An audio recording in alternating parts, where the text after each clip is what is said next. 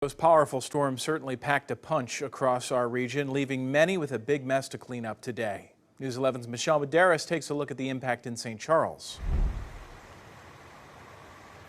Ameren brought out the new power pole. You can see them out here working behind me. Residents hope it won't be too much longer before they have power restored.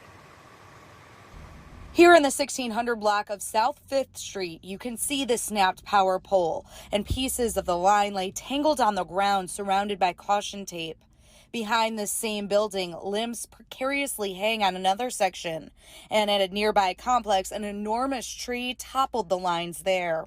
This is directly across from the streets of St. Charles, who also lost power for several hours Monday night.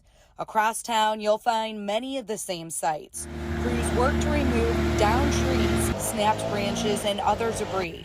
Some even had siding and gutters torn off by the high winds. First responders tell me at one point during the storm, they were headed out on back-to-back calls with more in the queue. Repair crews say they're now experiencing the same thing. Just a lot of broken branches, really just big branches, and just a lot of big dead limbs falling off. Heard a loud pop, saw a little spark, and everything went out. All the power went out.